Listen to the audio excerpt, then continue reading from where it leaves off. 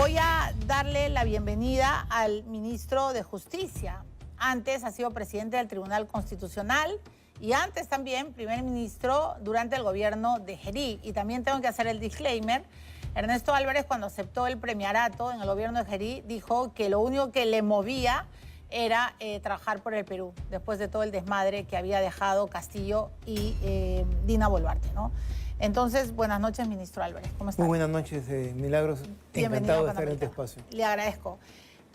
Y también, y mi primera pregunta es, ¿por qué ha aceptado, porque ha sido una tremenda sorpresa, cómo así aceptó el Ministerio de Justicia? ¿Cómo lo convenció Keiko Fujimori? Hay un tema fundamental, que es el que actualmente para ser ministro, viceministro, director general, incluso para ser parlamentario, es necesario cumplir una serie de requisitos y de vencer una serie de resistencias que el sistema ha impuesto, entre ellos aquellas incompatibilidades que obligan a que cualquier personalidad, un abogado de prestigio, un abogado litigante, un abogado de estudio, tenga que prácticamente dejar de trabajar y encima declarar cuáles son sus clientes, a quienes ha defendido, claro, para poder servir al país. De forma tal que, como ya se ha dicho por parte de muchos politólogos, en este momento la política peruana prácticamente está a cargo de los militares en retiro, de los académicos y de la gente muy joven. La gente que tiene litigio o la gente que en la izquierda, directivos de las ONGs, no pueden postular porque tendrían que abandonar sus emprendimientos. Correcto.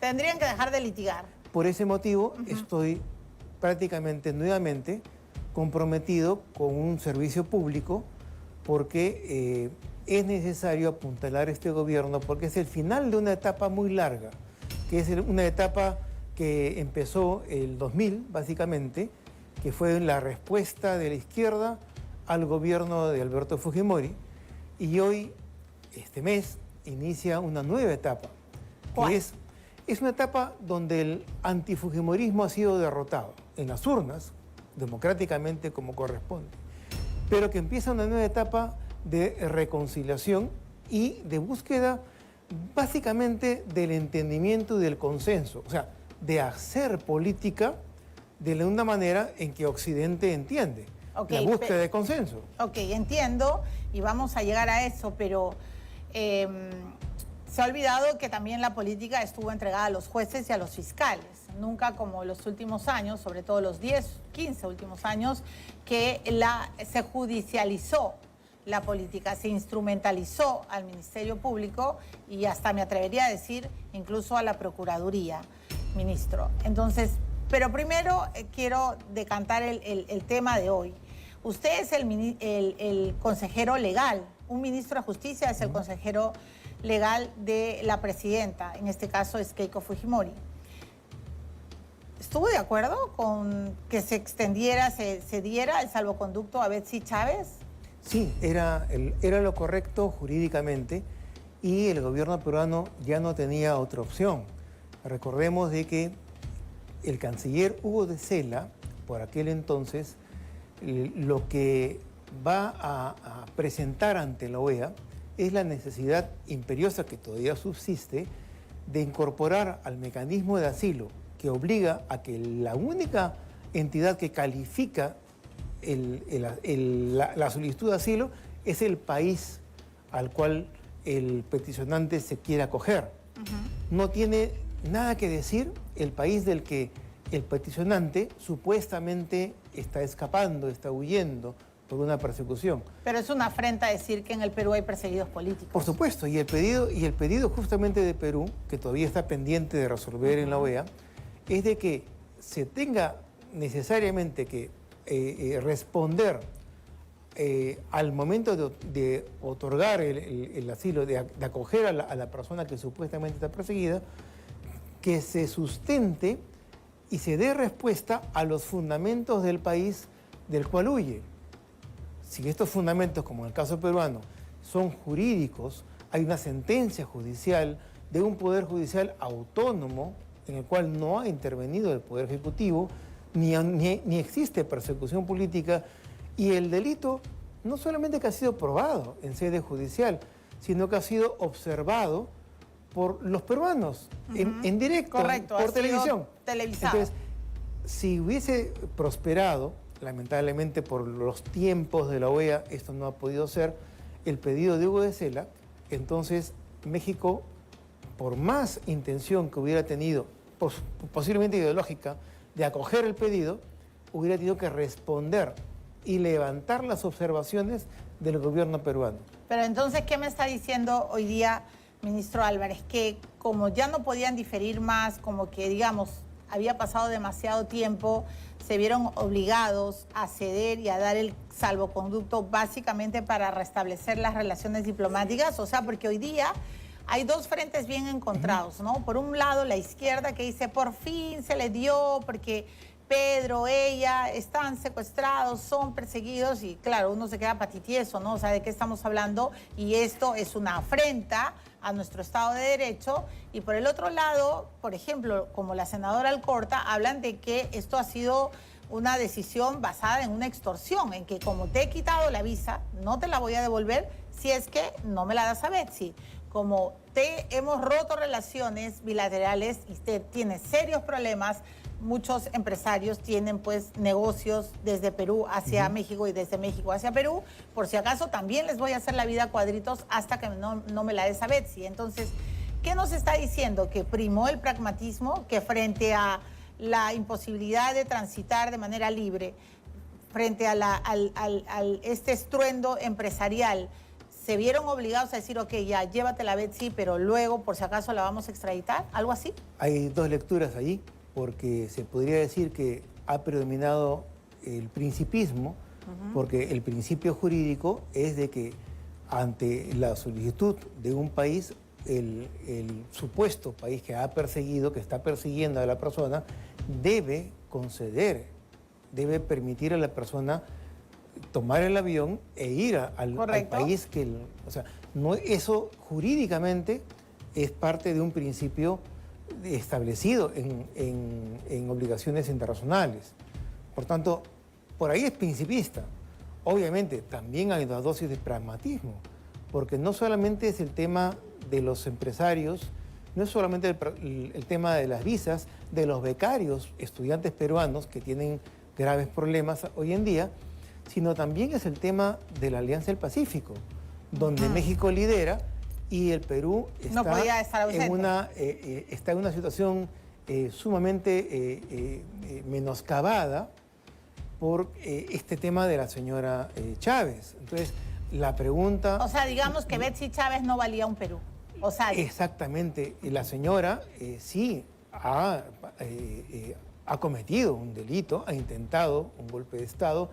¿Cuál ha sido su nivel de participación? De pronto es la autora intelectual de todo el tema, pero con todos los defectos que ella pueda tener, no pesa lo suficiente como para que Perú mantenga relaciones rotas con México. Entiendo. Y tenga una presencia menoscabada en la Alianza del Pacífico. Correcto. Eso no quiere decir, y con esto termino el tema, que en el futuro, y dados los procesos debidos y las sentencias precisas, el Perú no vaya a pedir la extradición de la señora Chávez. Exactamente, el Perú tiene todo el derecho de pedir extradición y allí comprometería a México para que jurídicamente respondan de por qué no dan la extradición en virtud de los fundamentos del gobierno peruano.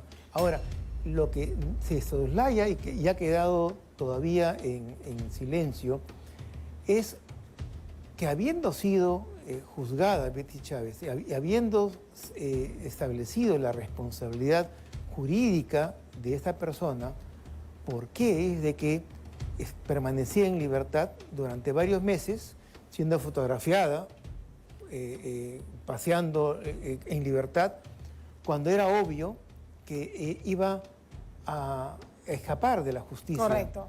Entonces, ¿quién es el fiscal? ¿Quién es el juez que permitió que Betsy Chávez vaya a la Embajada de México? Aquí no hay un funcionario de la Cancillería responsable. Acá no hay un tema policial. No, entiendo. Acá hay un tema que la Administración de Justicia falla y en algunos casos sí son implacables para garantizar la justicia y la evitar la impunidad. Y un largo etcétera. Pero por otra parte, son sumamente laxos y durante meses prácticamente le ponen un chofer a las personas para que escapen. Estoy de acuerdo, pero y la del estribo en este tema.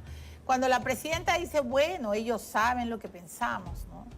O sea, ellos saben que ahora viene Pedro y los de la izquierda dicen lo mismo. Mire todo lo que están gritando en las redes. Ahora no pararemos hasta que Pedro Castillo salga. Esto recién comienza. ¿Qué les contesta a usted, ministro de Justicia? Bueno, básicamente que siendo de izquierdas deberían tener muy en cuenta la jurisprudencia de la Corte Interamericana. Los mecanismos como el asilo, incluso las gracias presidenciales, el indulto, son negados en condiciones de que sirvan a la impunidad.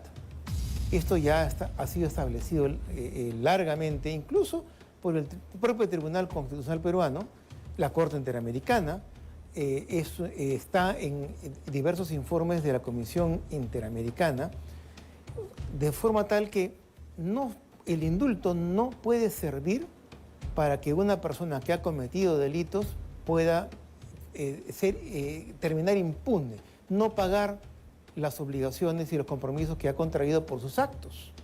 Entonces no van a indultar a Toledo. No se puede indultar a Toledo, ¿no? Primero, por lo formal, todavía tiene el proceso en marcha, porque ha apelado, y tampoco le cabe la gracia presidencial. ¿Por qué?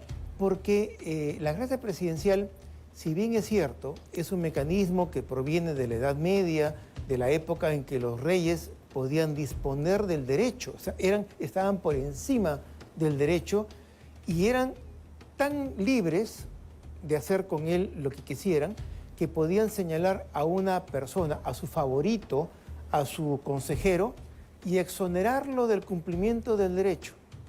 Pero obviamente Keiko no es una reina. Hoy en día, vivimos en democracia. Hoy en día vivimos no solamente en democracia, sino vivimos en un Estado constitucional de derecho. Y el lema que aprenden los alumnos en primer año de Derecho es de que no hay zona exenta de la Constitución.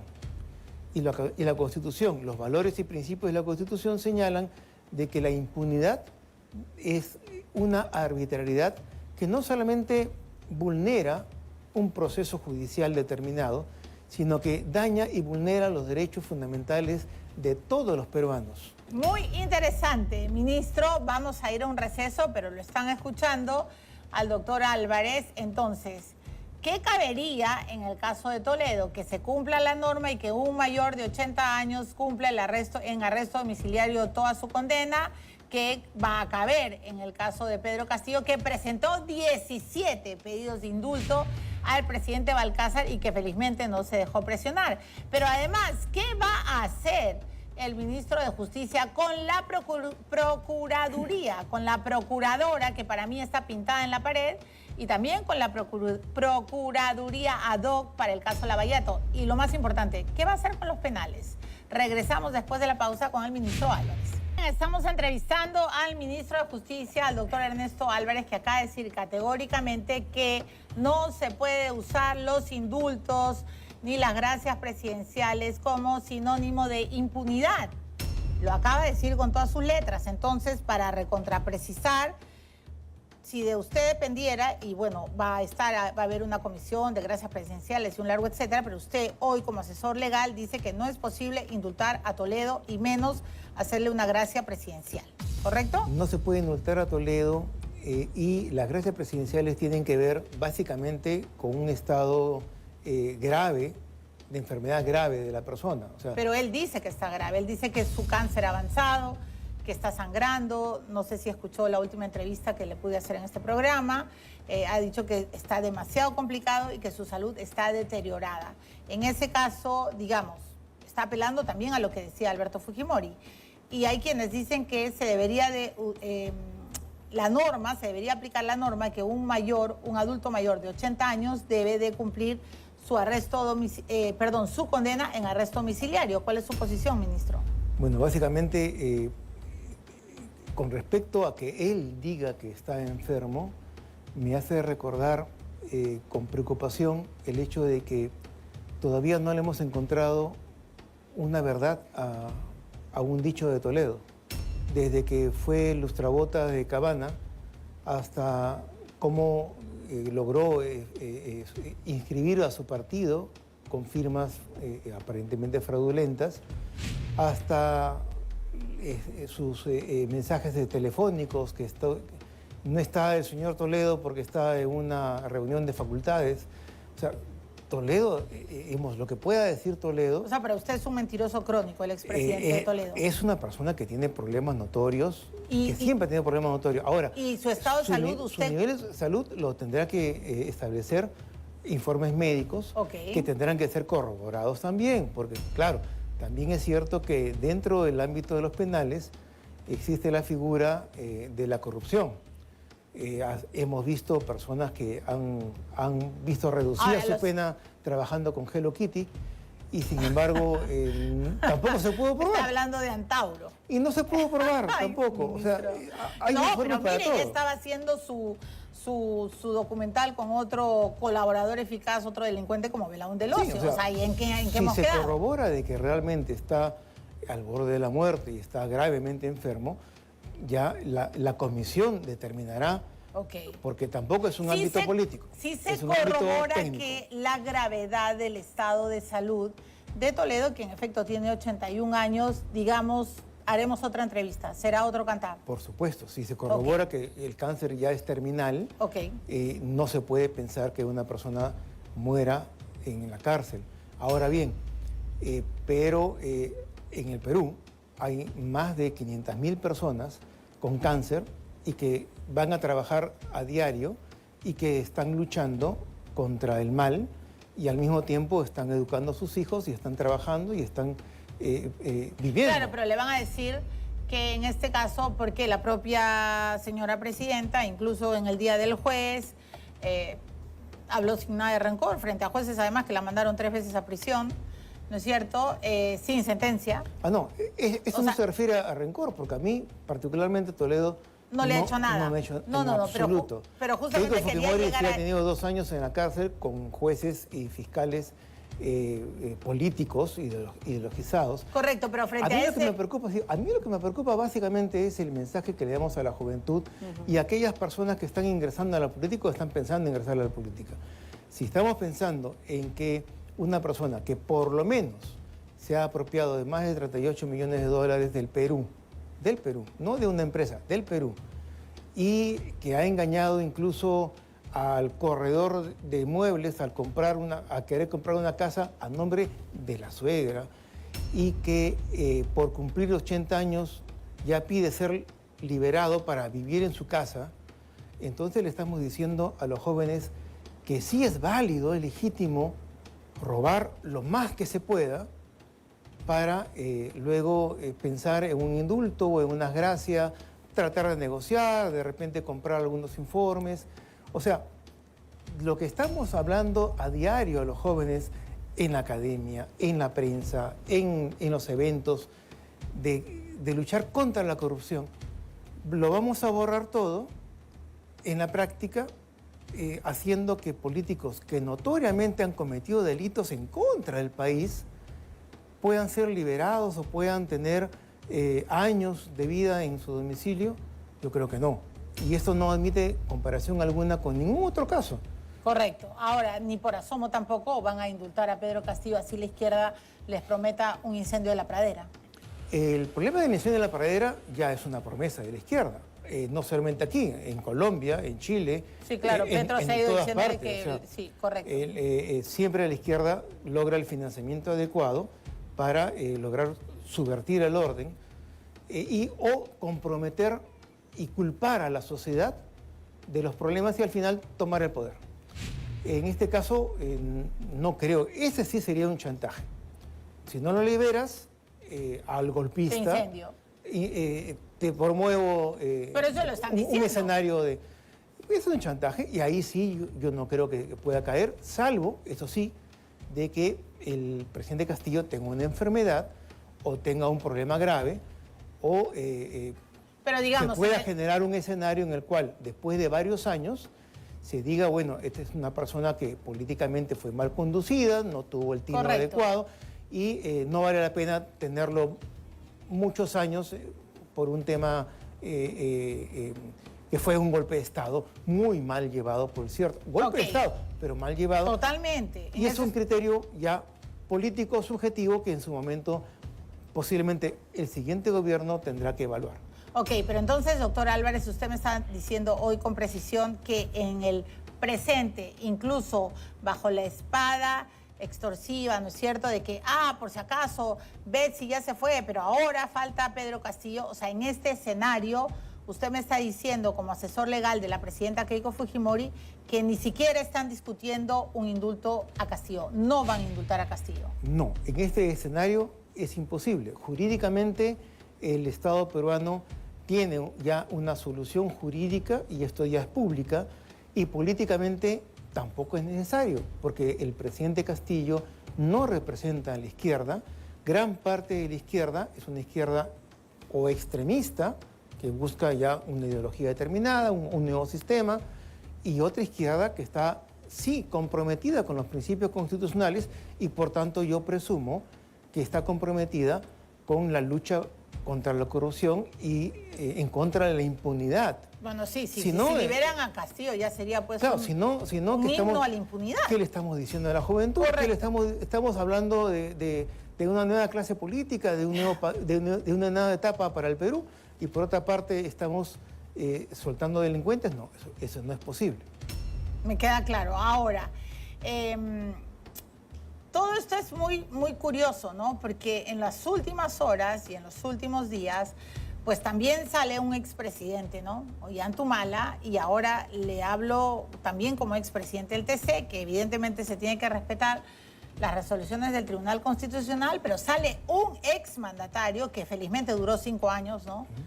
Después de él ya vino toda la hecatombe, y dice lo siguiente: los fiscales de Lavallato han sido sicarios, me han secuestrado, el Estado me ha secuestrado, a tal punto, ministro Álvarez, que dice que sus abogados hasta están pensando pedir una indemnización al Estado. En su criterio, el presidente Ollanta, al haber sido detenido, preso arbitrariamente por más de 15 meses, fue secuestrado por el Estado peruano. O sea, ¿el Estado tiene que indemnizar a Ollanta por lo que le ha ocurrido? No, yo creo que aquí lo que ha habido un mal trabajo de los fiscales.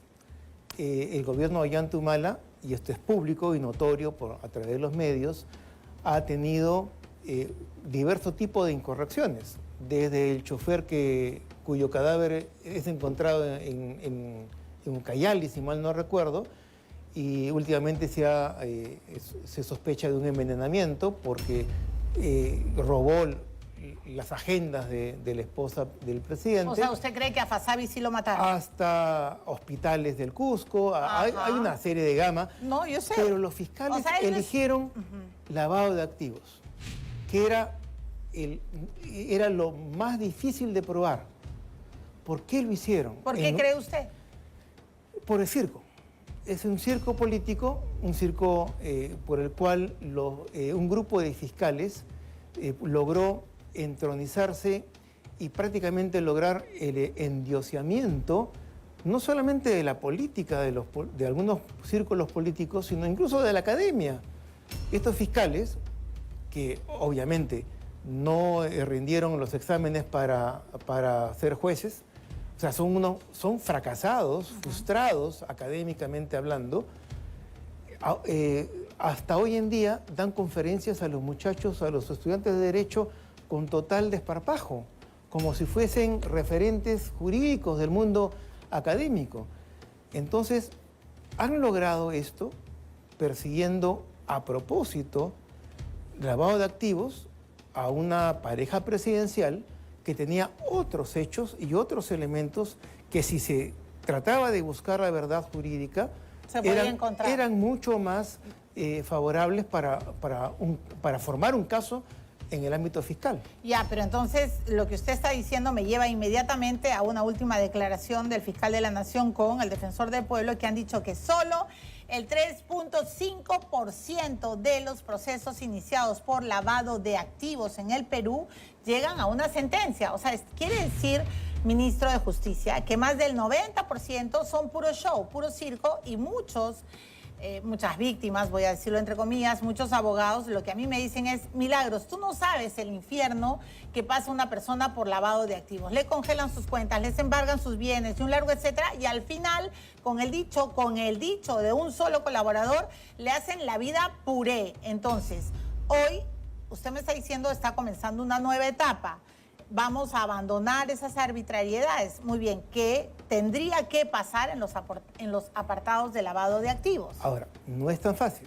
El Ejecutivo ha cambiado, hay un nuevo gobierno, pero el problema es de que los jueces y fiscales continúan en sus cargos, aquellos que han hecho mal uso. Así como hay excelentes jueces, hay excelentes fiscales, también hay de los otros, y todavía siguen en sus puestos. Además, las reglas jurídicas, las reglas procesales, tanto sustantivas, procesales y sustantivas, del Código Penal y Código Procesal Penal, que permitieron que estos fiscales y estos jueces se convirtieran en semidioses, todavía siguen vigentes. De forma ¿Y entonces, tal, para usted, urge una reforma judicial? Tiene que haber una reforma primero de las reglas jurídicas y luego del propio aparato judicial. ¿Por qué de las reglas jurídicas?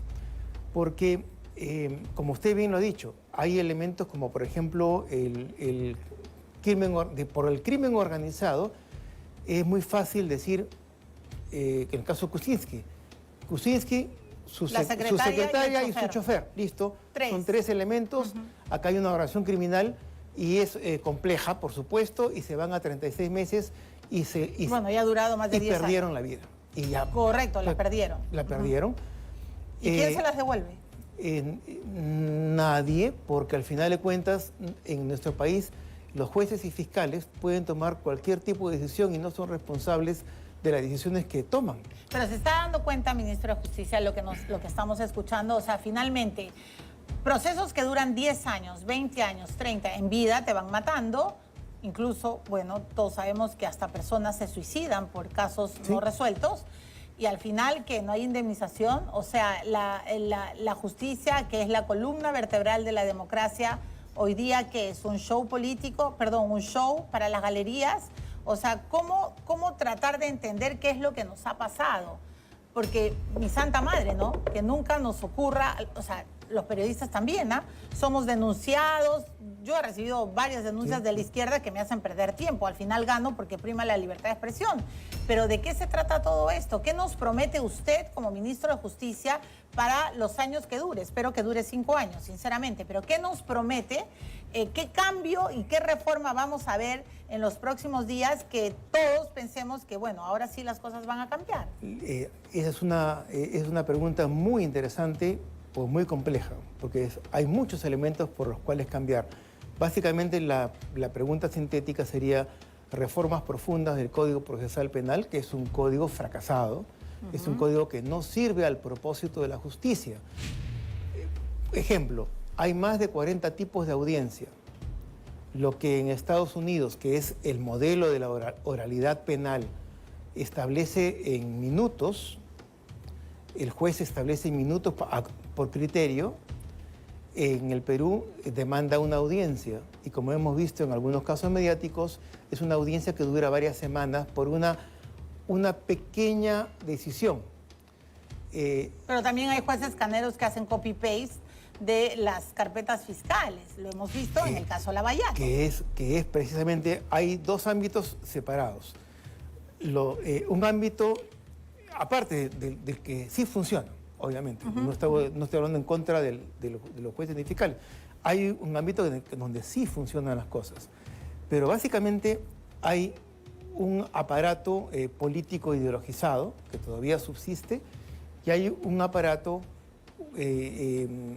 amorfo, no tiene conducción, no tiene intuición, pero que es sumamente negligente en sus actos. Y son los jueces que dejan que pasen los plazos, que prescriban la acción penal.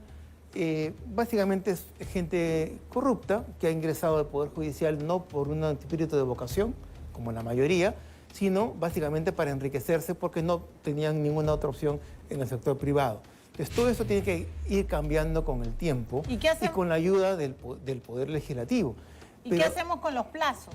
Porque, a ver, se ha logrado la reforma en la colaboración eficaz, por ejemplo, que tienen que tener un plazo determinado porque no te puedes pasar pues 10 años con una sola declaración. Y un resultado. Ya, pero también qué hacemos con los plazos de los procesos, porque también hay un verdadero negocio en los abogados. Me va a perdonar, usted es abogado, no quiero ofender a su colegiado, pero hay varias personas que me dicen, ¿tú sabes cuánta plata yo me gasto en abogados que cobran y cobran y cobran? Y a veces los procesos duran año tras año tras año y uno, claro, la máquina, ¿no? Y al final hipotecan sus casas, sus familias se entregan absolutamente, lo pierden todo y cuando los declaran inocentes ya ni siquiera tienen oxígeno. ¿Me dejo entender? Sí, sí. Debería de acotarse los plazos porque también esto se ha convertido en un negociado. Los plazos y cambiar el sentido.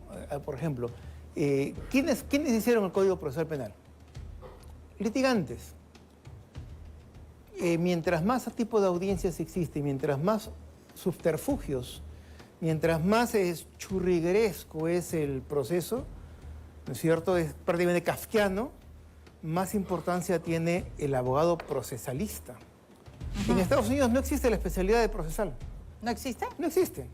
Uno es penalista, uno es comercial o uno es civilista. En el Perú, el procesal es el que tiene el secreto, la magia, las pociones. El civilista puede tener la razón. El código le puede dar la razón, la norma le da la razón. Pero de aquí a que la Suprema establezca la verdad jurídica, pueden pasar 8 o 10 años. Porque teniendo la razón, por la norma sustantiva, uno ingresa al proceso kafkiano, donde después de muchos años, los magos del procesal hacen uso de diversos instrumentos para o agotar la pretensión o simplemente hacer que ésta se diluya. Lo cual es perverso, ¿no? Y en el aspecto penal hay un tema que yo considero fundamental. Si ustedes se fijan, todas las actividades del ser humano en el siglo XXI se conducen a la satisfacción de la persona humana, de acuerdo a la Constitución, ¿no es cierto? En el ámbito económico, al consumidor y al usuario. Correcto. Es el eje. En el ámbito educativo, el eje del sistema no es el maestro, es el alumno. Todo el sistema debe estar conducido bajo la órbita de dar al alumno la mejor educación. Ok. ¿No es cierto? Ya, y se supone que en el terreno de la justicia... En el penal no. En el penal, desde la época de fines del siglo XIX y comienzo del siglo XX, los grandes tratadistas, Jiménez de Azúa, que formaron a Abraham Arias y que estos formaron a las generaciones que ahora son jueces y fiscales, eligieron la figura suiza, italiana, de que la justicia se debía centrar en la rehabilitación del delincuente, siguiendo una teoría criminológica en la cual, rusoniana, de que la sociedad es la culpable. Ya, no ¿pero el usted cree que los delincuente. presos hoy día son rehabilitados en los penales? No, por De supuesto, ninguna es que manera. todo el sistema ha fallado. Todo está ¿Por qué? podrido. Porque se enfoca en privilegiar, en proteger, no al consumidor, al usuario, sino al delincuente, al que ha delinquido. O sea, ¿usted cree que hoy se protege más al delincuente? Fíjese en el procedimiento penal. El abogado de la víctima prácticamente no tiene participación en el proceso. Es el fiscal, el juez y el abogado del delincuente. Ministro Álvarez, bueno, además tengo que decirle a la audiencia, me ha ganado el tiempo, pero de verdad le pido que me dé otra entrevista larga porque tenemos que hacer algo con la justicia en el Perú. Hoy día han matado a un cambista, lo han matado a plena luz del día, han herido a un chico que simplemente estaba comprando. ¿Qué es lo que va a pasar? que se van a tardar, que seguramente algún día lo van a capturar. Lograron capturar a 3, uno es venezolano. Muy bien que hayan expulsado a 3 integrantes del Tren Aragua, pero lo más grave es qué hacemos con los penales, por qué no logran el bloqueo y un largo etcétera, además de toda la justicia política. Entonces yo le pido, de verdad, no quiero irrogarme nada, pero los periodistas somos el puente y de verdad estamos hartos, ¿sabe?, del Poder Judicial. Estamos hartos de que los ministros de Justicia no nos defiendan. O sea, tiene que plantarse un ministro de Justicia y decir, esto se acabó, algo tenemos que hacer. Los penales, por supuesto, que son una pesadilla, pero me falta tiempo. Carla me quiere ya...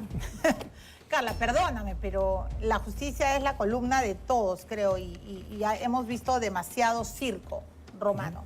Entonces, ¿me promete otra entrevista? Por supuesto, encantado. Le agradezco mucho. Solo la del estribo. Si Aladino Gálvez, Tomás Aladino Gálvez, ha dicho que los fiscales de Lavallato fueron un fracaso, yo le digo lo mismo a usted. La Procuraduría ad hoc para Lavallato es más que un fracaso. ¿La va o no va a desaparecer? Dentro de las reglas que lamentablemente han dado una autonomía mal entendida a la Procuraduría, por ejemplo, de Lavallato, tiene que establecerse los mecanismos por los cuales las incorrecciones generen la salida de las personas que han cometido la incorrección. O sea, en otras palabras, en nuestro país se tiene que establecer como regla básica que quien comete una incorrección, un delito, tiene que pagar. O sea, basta ya de impunidad. Sí, pero la procuradora Silvana Carrión jugó en pared con los fiscales. Aunque ella ahora me quiera denunciar, es lo que yo pienso. En lugar de defender al Estado peruano, aplaudió un poco más el convenio lesivo que solo configuró o solo escribió en el papel cuatro casos cuando han sido más. Así que, ministro, eso fue claro, es una ofensa, eso ¿no? fue negociado, pero un negociado ya total. Ya empezó la caída de ese tema. O sea que la Procuraduría ad hoc va a caer también. Tiene que establecerse su nivel de responsabilidad. Ok. Y la Procuradora General también, ¿no?, que está pintada en la pared. Salvo tiene mejor opinión. Tiene que ser evaluada y cumplir su periodo o establecerse algún tipo de responsabilidad si fuese el caso. Muy bien, muchísimas gracias, señor. A usted las gracias. Doctor Álvarez.